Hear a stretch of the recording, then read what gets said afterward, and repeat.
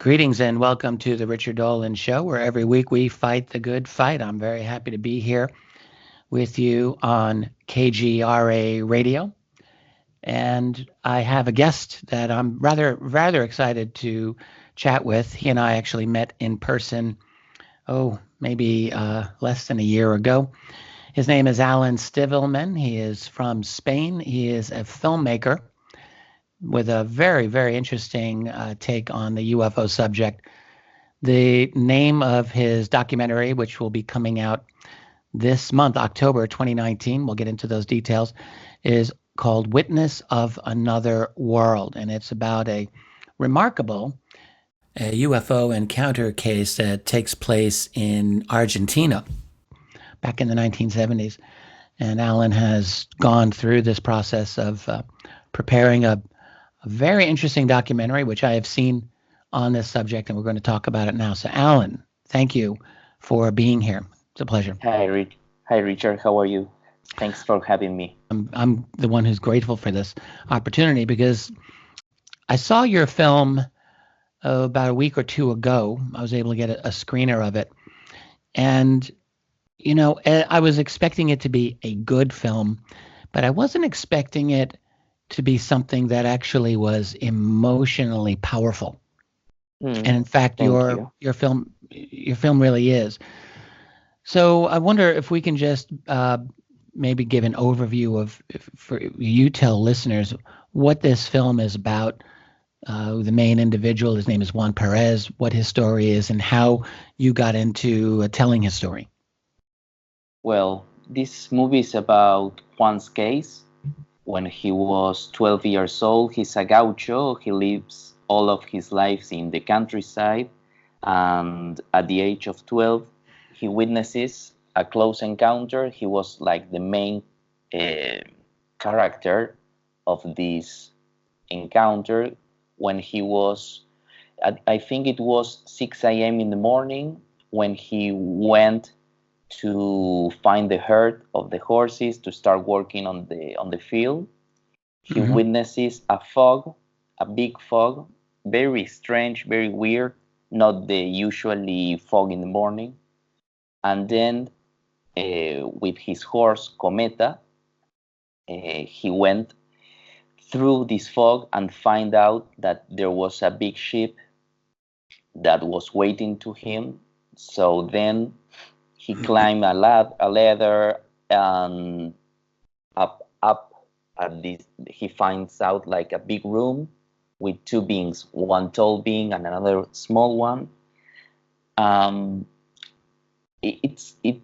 case was almost an hour and a half, but when I met Juan, when he was 48, when he started to tell me about his case, he started to cry a lot because he was like terrified. He started telling me, Alan, what I saw, it was not bad, but it was not good. The sensation was to be in front of something and someone who was traumatized with something that it was hard to explain for him.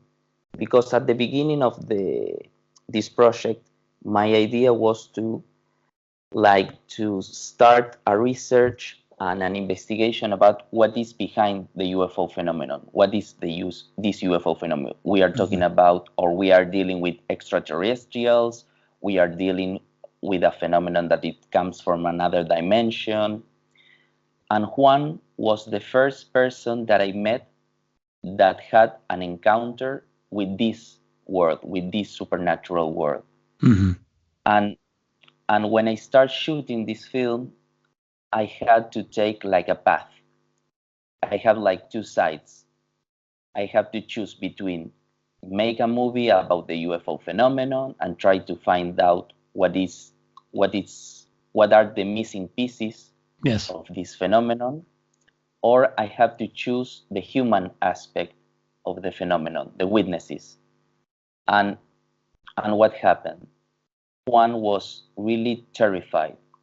Juan was, for more than 40 years, he was suffering because of this encounter, because of this experience, because after the encounter, after this contact, Juan started to have premonition dreams, precognitive dreams. So I choose to help Juan.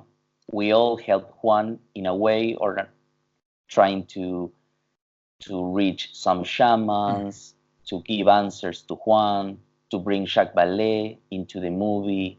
Yeah, what's interesting about him, I have to agree, like his background, this is a very isolated, I don't want to say simple because no one's truly simple, but the life he lives in many ways, I think people who live in cities would consider this a very simple life. Like he's very isolated, right? And the thing that comes through is this trauma that he has clearly been living through since his encounter at the age of 12 back in 1978. And that's the thing that your film really shows. I'm sure you could not have expected this, was that in the process of making it, this film became a healing process for Juan Perez, didn't it? Yes, indeed. It was a healing process. I think this movie is more like an inner journey into the healing process, very therapeutically, because everyone who was involved on this film, in a way or another, we heal something from ourselves. Probably we are not going to know what is the UFO phenomenon, but thanks to the question, thanks to the path that we took doing this film, plenty of us start to answering questions that we had for a long time. Well, I think we want to get into that healing process eventually, but perhaps I wonder if we can just focus for now on his actual experience to the best that we can understand it. Now, he was the sole witness in his case, but there are other supporting features of this. And you mentioned Jacques Vallee, and Yes. Vallee back at the time, back in the late 70s, apparently did investigate this case. Can we talk a little bit in more detail about what Juan experienced at the time? You also showed an early film clip or video clip of him as a boy at some kind of news conference, press conference or something, talking about this. So this was a case that received some publicity at the time. Can we just back up a little bit and revisit that? I believe the date was September 6th, 1978. Is that correct? It's correct. Yes, it is correct. So can we just revisit this a little bit and describe what exactly happened? You really portrayed it nicely in the film. You had an actor, a young man, sort of playing this part, and you recreated this so that the viewer really can get into the moment. But I wonder if you can describe it here. Yes, of course. Well, the case was in September 6, 1978. It was early in the morning. Juan went to find the herd, to start working in the field, and then he saw a fog. After the fog, he saw a ship. A ladder came out of the ship. He climbed up, and then he finds out that he was in the middle of a big room. He couldn't perceive if there was some corner. It was all white and some shadows. And then one of the most particular things of this case is that in front of him, it was like a mirror, or more like a mirror, it was like a panel, transparent, but he couldn't pass through. But there was, right. At his left, there was a small being, like 1 meter tall. He was cutting meat on a table. That specific action was very rare. He was cutting meat, but without blood. The meat hadn't blood.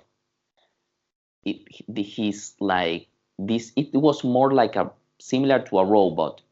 It was an organic being, but on the other side, at the right hand, at his right, there was a tall being like 3 meters, and this being was very organic. He has like a big suit on his body, like a helmet with a big, how do I say, I don't remember the name. It's something for breathing. It's like a hose. Oh, like a hose. Pipe. Yes, like a hose, a big hose, in order to breathe. And after a while, his horse that was in the ground started to get mad. So Juan got really frightened because he needed to continue his work. So he had to he left the ship, but he saw that his horse was really ill because he was kicking at the ladder. So after a while, the tall being came out of the ship, and one of the things that happened was that Juan was like injured by this tall being.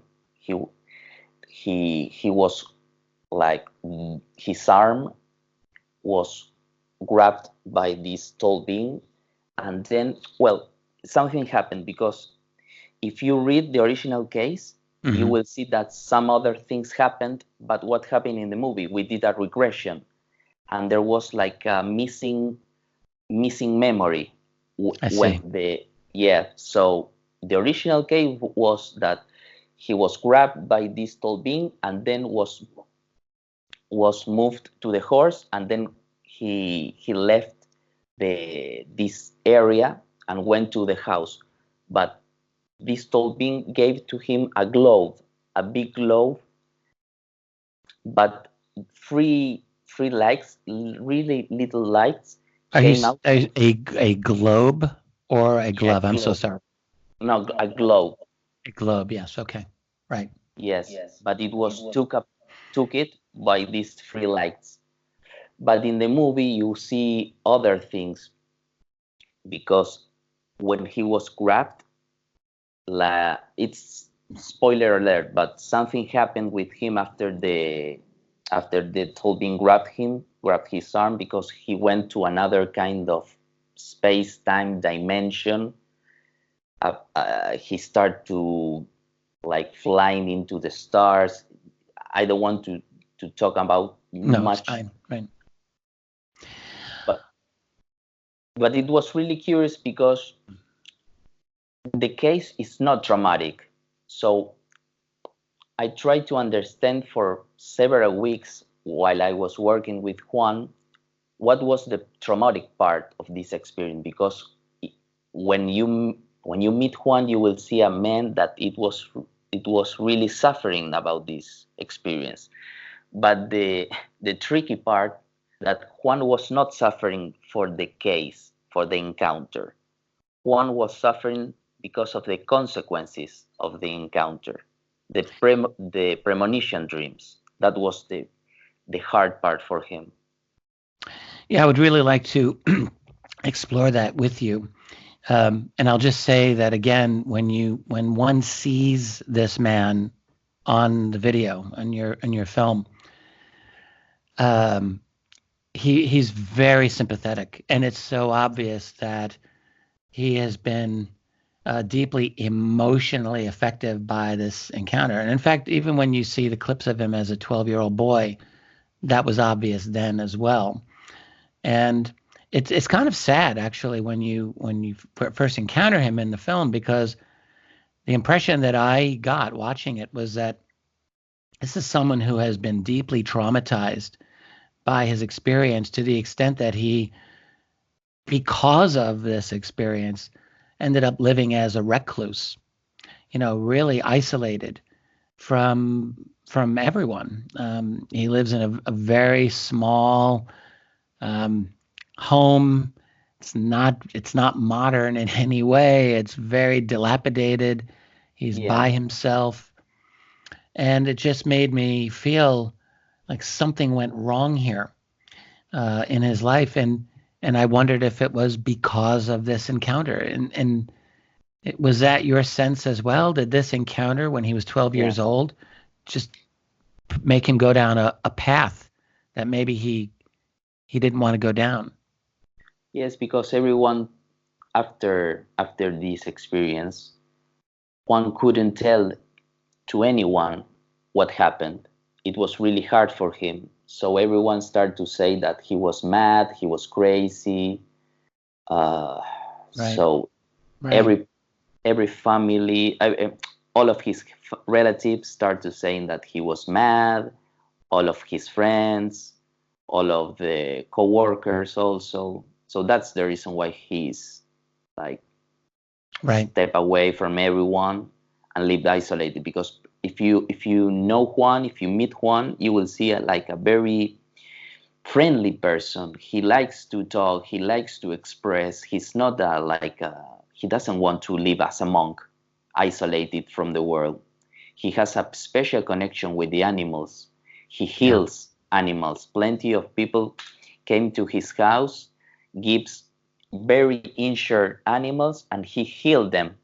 He has some powers. I don't know after the contact or pre the contact, but it's really it's really amazing to see the connection that Juan has with all the nature.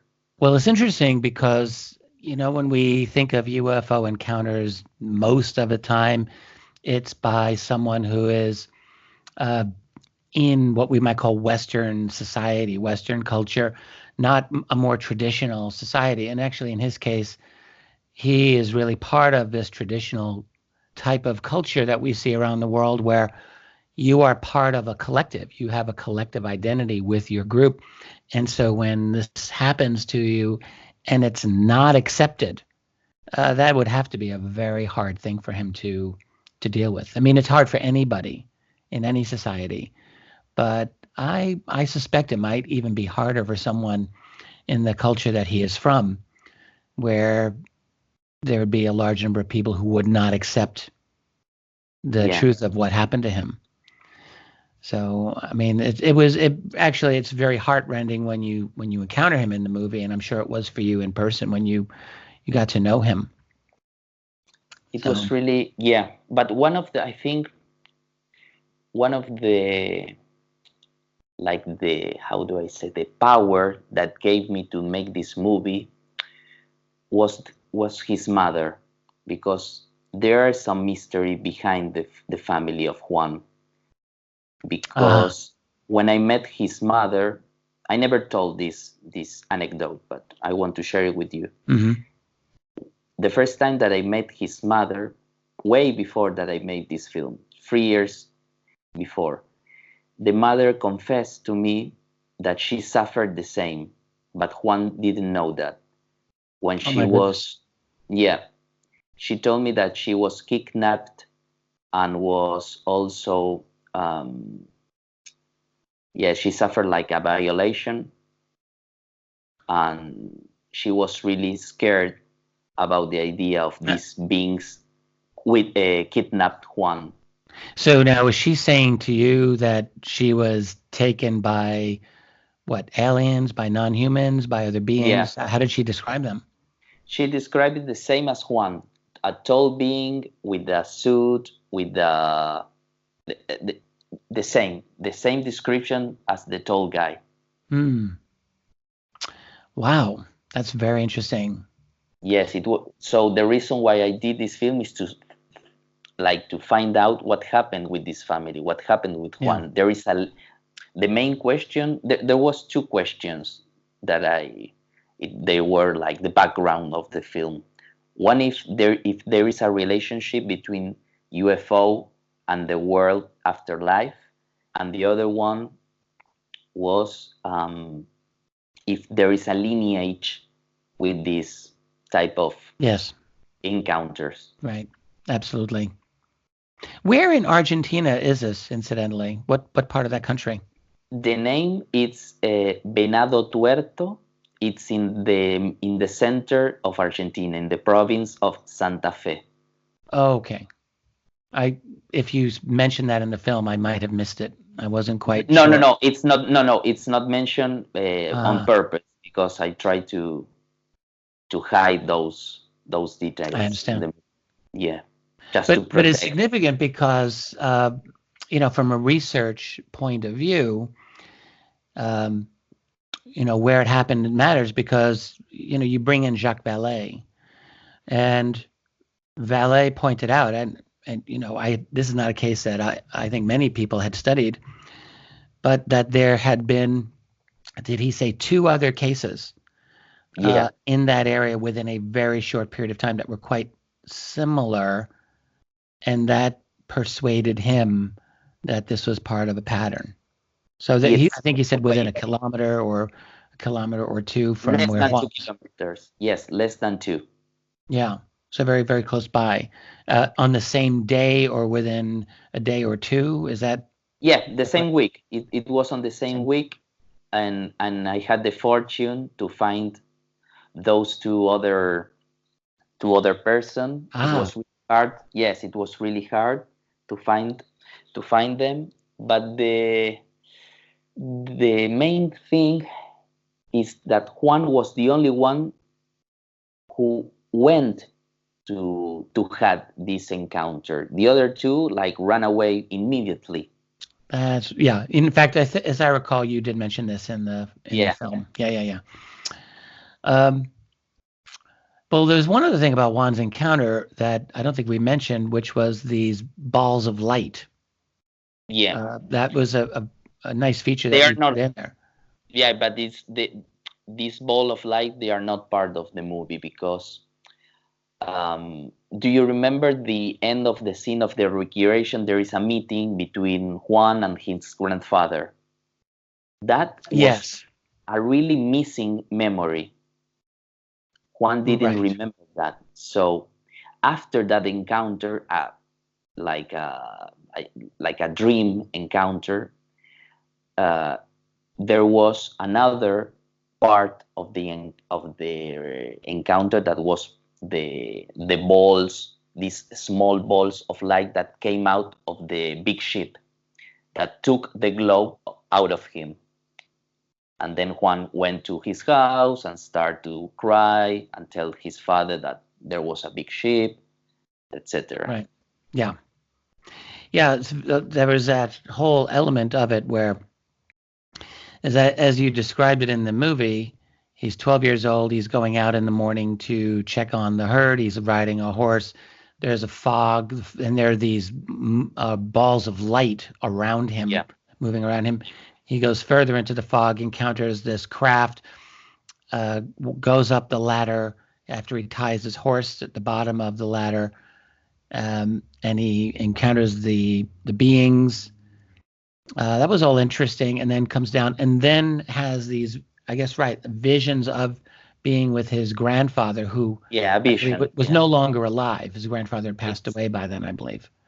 Exactly. That's when he got really emotional in that part. So that's the reason why we cut it.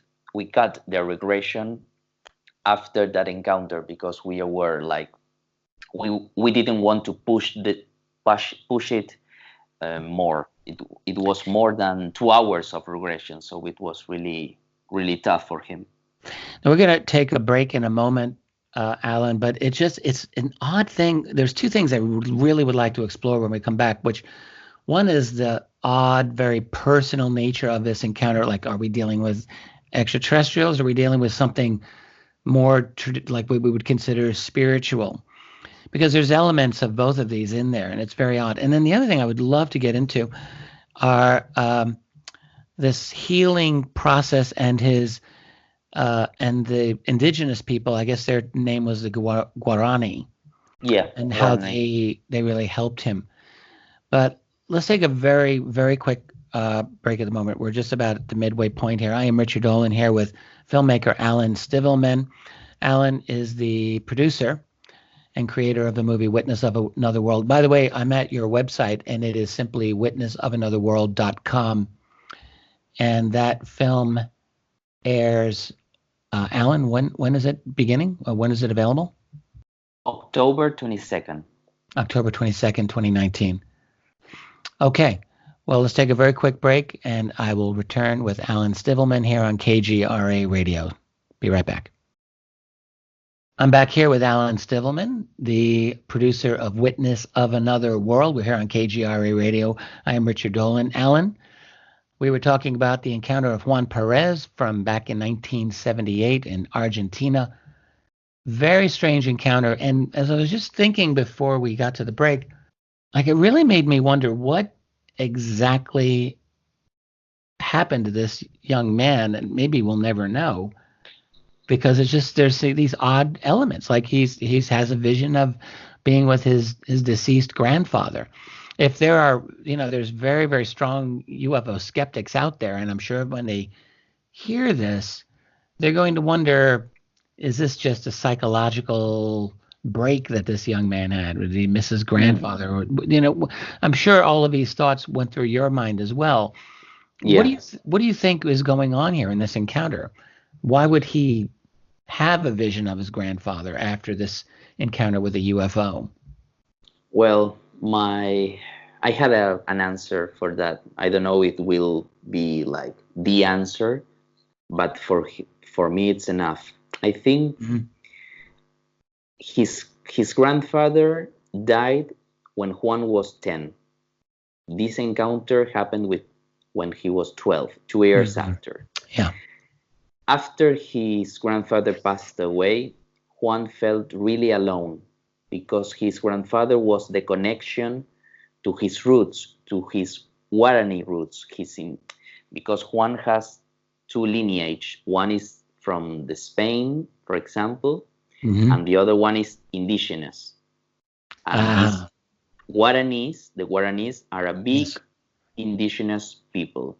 But his grandfather was the only one who had this culture on his blood and passes to Juan, because he was the one who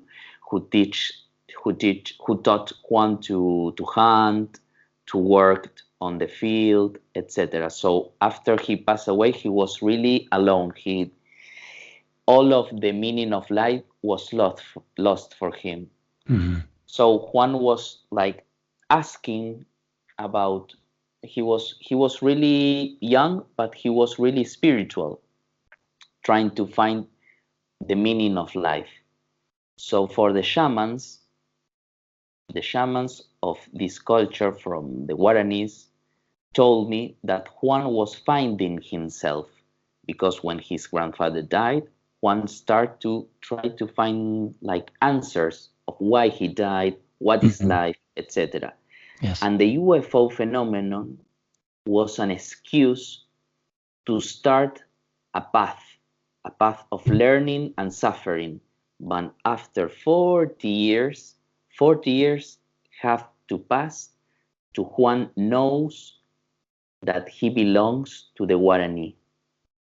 Thanks to the movie, thanks to the journey of the movie. The movie was just an excuse also to help Juan to know that he belongs to these people, to the Guarani, the ones that belongs to his grandfather also.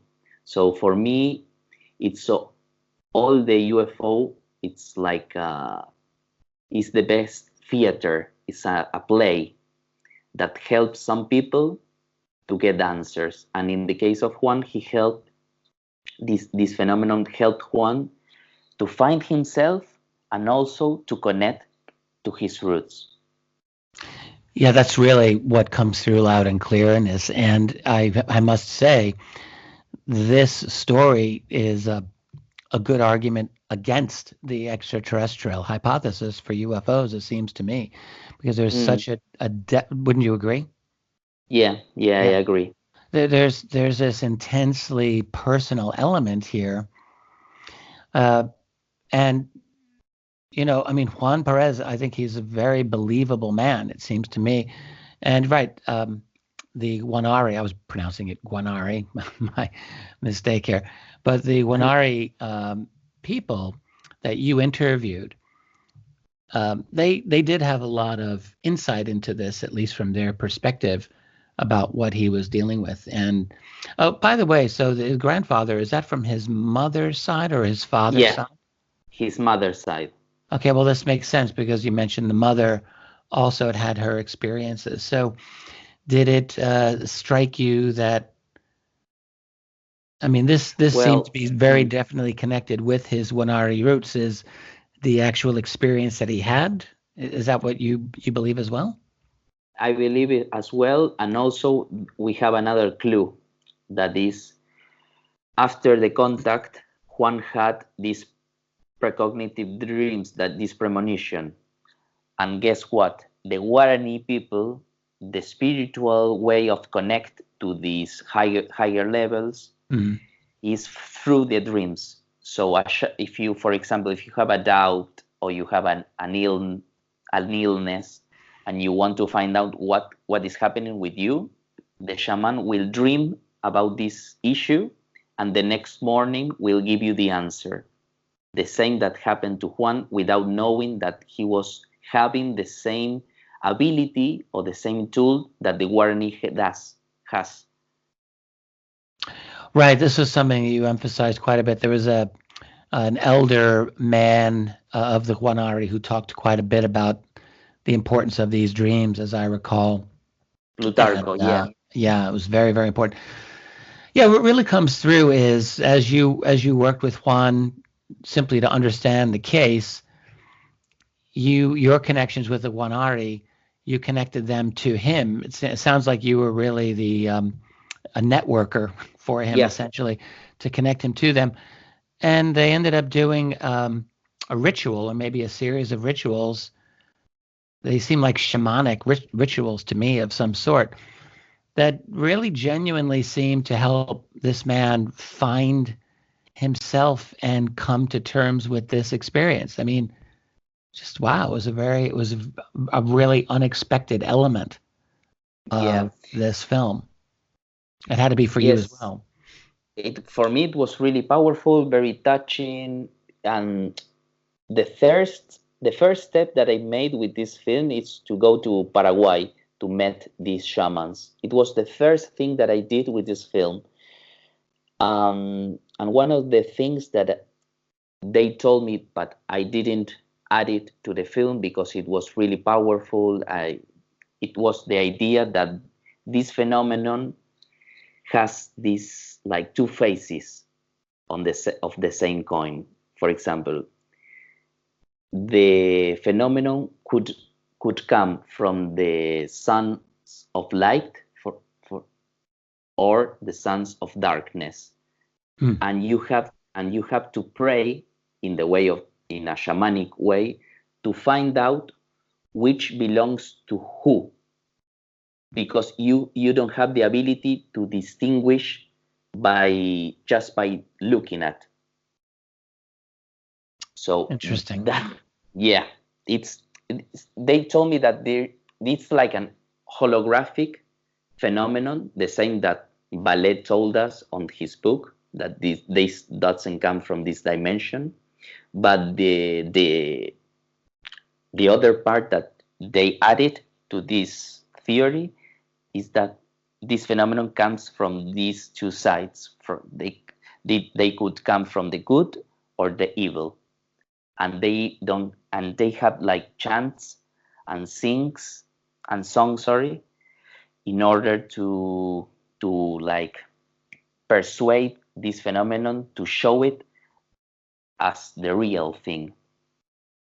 Now, one of the things that Vallee mentioned in this documentary was, he said one thing that convinced me that we're dealing with something genuine is that there were these other cases at the same time in the same area. Yeah. But it seems to me that if this is a spiritual type of phenomenon, like on the one hand, the fact that he thought that there were these other cases around the same area, that would make you think, oh, well, maybe it's extraterrestrials. They're flying here, and then they're flying over there, and then they're flying here, all in the same area. But this, I mean, there's a part of this that does seem classic extraterrestrial. His encounter with this craft, climbing up, a ladder, going into a craft, seeing beings, like all of that would make one think, oh yes, well, we're dealing with aliens, or we're dealing with extraterrestrials. But there's these other elements of the story that are much more personal, and one would never think I would not think that this is a classic extraterrestrial type of situation, and it wasn't really ever clear, um, what these beings were doing. It sounds like he just stumbled in, to to a landed craft. So there's Yeah. all of these different elements going on here, which is confusing. It's almost maddening, frankly, because that's what the UFO phenomenon is to me at times. But on the other hand, I fully believed Juan Perez. Like I Yeah, fully me too. Me sincerity of too. the story. So there's just I don't know if it's ever really possible to work through what happened here. And Yeah. I mean, maybe you can't either. I don't know. But you spend more time with this case than I did. Um, so I mean, I don't know if we're dealing with extraterrestrials or you mentioned interdimensional beings. Yeah. And we mentioned Vallee. So what's Vallee's take on this? And in a larger sense, what was it like for you working with Jacques Vallee? I'm curious to know. Well, for me, it was like an amazing experience. I knew that he met Juan when he was 14, and then I decided to send him a letter asking asking to if it's possible to make him an interview in San Francisco. Hmm. I didn't know that he will remember this case because in one of his books, Confrontation, Right. I think he wrote about Juan, but there was just 2 pages. So I I didn't Right. know that he will remember or not. So It's I 40 took it. years ago. Right. A long Yeah, time ago. Right. I took a shot, and but then he replied to me that saying that he knew perfectly the case. He remembered very well, and I can go to. He was inviting me to go to San Francisco to interview him, and but then he started saying that he was really sorry about Juan, about the suffering. He didn't know that he was really frightened about these UFOs. And in the post data, he told me that he doesn't want to block the project or yeah, to interrupt our path, but he was willing to come to Argentina to help Juan and to be with us and to make to make the movie. So then the script changed completely. Right. Right. Right. Yeah, And that's the background. did he give you his sense of what he thinks actually happened? Did he think it was an No, extraterrestrial event or a dimensional event of some sort? well, I I spent plenty of nights talking with him about the phenomenon, about what could happen with Juan. And Mm. one night I told him that, hey, Jack, after plenty of years of research, have you deciphered the phenomenon? What are we dealing? And then he laughed a little bit and told me that now he's only focused on the witnesses, trying to help these people, trying to learn about these people. He doesn't know what we are dealing. He doesn't know what what could happen with Juan. His only concern was to try to help Juan to integrate the experience, and that was the main reason of doing this movie, to try to integrate the experience of Juan. And in the meantime, myself was trying to understand of what are we dealing with this phenomenon, what is happening. Do you realize what that really implies? I mean, Vallee, I don't know his age, but he's been around for a long time. He's researched UFOs for more than 50 years. And he's Yeah. known as the almost the king of the interdimensional theory of UFOs. And he's been through this so much, and it's not a demeaning thing to say that if Vallee still at this point doesn't know what we're dealing with, that says something to me about this phenomenon, right? I mean, Vallee is highly intelligent, very educated on this subject as much as anyone in the world, and I just think it's significant. Makes me It's really want to get him significant. on and interview him as well, which I think I'll try to do. But Yes, you should. yeah. But your statement, I mean, this is really quite interesting. You know, it's hard. So relating to Juan Perez's story, he didn't Well, really offer he definite. knows that this phenomenon is linked in some way with our conscious. That's Mm, that's for sure. And what we see in Juan's case is just that, uh, right. a very deep impact on his consciousness, a very very deep impact. Yeah, for sure it But did. And yes, that's a one of these things that just in the last several decades has really made itself obvious, it seems, to a lot of UFO research is this connection of consciousness. And I'll just tell you very candidly, it's not something that I wanted to deal with, particularly when I started researching back in the 1990s. I didn't want to deal with something as fuzzy and impossible to pin down as a connection of consciousness to these UFOs. I wanted it to be nice and simple extraterrestrials coming from another planet. To me, that was always the simplest solution as I looked at it. And I guess I will just say I still think an extraterrestrial explanation is very, very compelling. Um, However, there are cases like this one, and there are many other cases where we're dealing with more, much more than beings from another planet, I suppose. And you bring this out. I mean, this film really makes that case. At least it provides, a a different reason explanation. Yeah. yeah.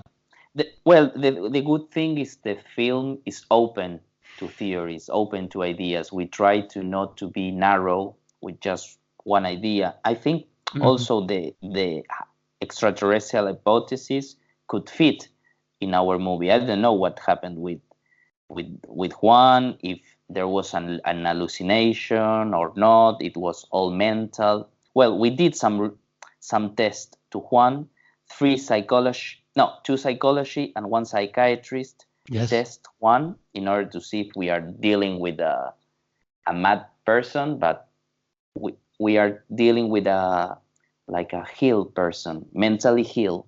So he's sane. So I don't know what is this phenomenon. And the movie is open to. We are not trying to push an idea in order to persuade the audience. The people can get their own conclusions after they're watching. Yeah, that's right. I mean, I think the nice thing you do here is you just tell the story, which I just want to say this on your behalf. It's a beautifully shot movie. Um, I don't know what technique you have, but it's just visually really nice. It's very nice to look at, and uh, that includes the shots you have of Juan. That includes the recreations, and it really also very much includes your interviews with the Wanari people. There's a nice look to it, and it's very inviting to me. We've got about almost 10 minutes here, and I'm wondering if I can ask how. So, what is Juan's situation today? How Hmm. did this film affect him in your process of making it? Good question. Well, I'm happy to say that Juan he's really good. He's healthy. He's now back with his family, taking care of his father, of his mother, his sister and brothers.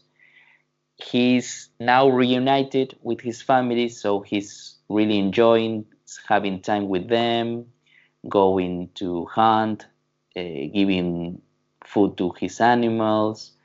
And the movie, I think the process affected him, Juan, but in the good way, because now he knows that he's not alone. All other people suffered the same, that because after before the movie, Juan felt that he was really alone. He was the only case in the world that happened to him. So Right, he right. was really suffering about this because no one in his radius experienced a similar situation, but his mother experienced, but she never told him. But after his mother saw the movie, he started to talk about to Juan, explaining that she suffered the same. They cried a lot together. So the movie was not like a healing process to him. It was a healing process to his whole family. A big community was healed thanks to this process. Yeah, one of the real stories of this film actually is the isolation that many people who experience this phenomenon have, and that's probably the biggest thing that comes through, and the value of us just to communicate with each other about what's going on and how difficult it can be in our culture, and not just modern Western dominated culture, but this I don't want to say indigenous culture, because a lot of, half of his family is not indigenous, but still there seems to be in many cultures this reticence to talk about this phenomenon that no one really knows how to explain. Exactly. And I know that to speak about this, to share, to help another one, to just to sit down and listen, it's a healing process. It's really healed to listen to another one, to share with them, not to criticize, not to judge them, just to listen what they have to tell us. It's such a simple idea. Yeah, it's just really simple. And the movie is simple. You saw it. The movie is really simple, but it's really rich in details. It's rich in the case of the Juan's case is really rich in elements. It's full of richness. So I tried just to make a movie about his life, about his experience, and it transformed it to like an inner journey. It's a real mystery. Like this phenomenon, you bring out the fact that this is a bizarre, mysterious phenomenon. So for those people who want a straightforward, extraterrestrials are here, they're doing abductions, there's a much more complex treatment than that. It's a much more complex treatment. So people need to be aware. This is a psychologically subtle, psychologically sophisticated study here that like I'm not really aware of any other film on this subject where you get to walk through the full depth of the psychological experience of one person from their initial experience through this very interesting healing process that they have. So I think that's a unique thing about this movie of yours, Witness of Another World. So I'm looking forward to it coming out on October 22nd. Can you tell people where they'll be able to see it? Well, I think it will be available on all platforms: iTunes, Google, Amazon, Vimeo, and plenty more. Yeah. And that will be October 22nd. I guess probably the best place people can go is just to go to your website, Witness of Another World, where you've got some information on the film. Yeah. And I mean, it's a nice summary here of that. So good. And by the way, I just want to let you know I was interviewed by you. Well, I enjoyed being interviewed by you. You knew that for Spanish television, and you had me on. You had me on some Spanish TV show that I have a sister who lives in Spain. Yes, the biggest one, the biggest show, Cuarto Milenio. It's the name of the show. Yeah. Did that ever air? I never saw it. No, it will be aired, I think, by the end of the year. There will be a special show about UFO. My sister has two daughters, and one of them is still living at the house there, and she thought it was pretty cool. So if it's cool with the high school crowd, then I'm happy. Yeah, it's pretty cool show. Everyone watches here. Are there any final thoughts you have about your experience making this movie, Alan? final thoughts. I hope I don't have it, but I think the journey it's about to begin, because I think it was the first step was making this movie, but the quest is not over. The other thing that happens after we did this movie, we make another regressions to Juan. We found out that it wasn't like one just isolated case, because when he was 40, another encounter happened. When he was 50, another one happened also. So, Oh, wow. yes, so the good thing, I have a final thought, yes, that as a researcher, or for researchers, it's not enough to go just and interview a witness one time and that's it. It's really important to keep going, because as my experience, plenty of these witnesses still, like, the first contact is just the beginning of their journey. You know, it's interesting that you say that, because I interviewed a researcher who has very different conclusions about the nature of these extraterrestrials, but he says the exact same thing, and that's Dr. David Jacobs, who in his abduction research said to me repeatedly, he said, look, if you're doing just one regression one time with someone, don't rely on that at all. He said it takes time, and most of the people who go through the regression process, they don't actually go through multiple sessions like that. And it just takes time. It doesn't happen right away. Exactly. I agree with David Jacobs. Exactly. Yeah. Except he has a very definite conclusion as to what is going on, than I gathered from your film. I mean, he argues that we're dealing with basically a takeover by extraterrestrials, creation of a hybrid race. Hybrids. Yeah. So I know his work. Yeah. But I do agree that we, when we deal with these types of cases, we need to do a deep dive, because there are layers that need to be uncovered, and I think that's the case with Juan Perez. Totally. Maybe you'll get I don't know if you're going to do any follow-up film on his subsequent experiences, but it would be interesting. You're probably going to be looking at other projects.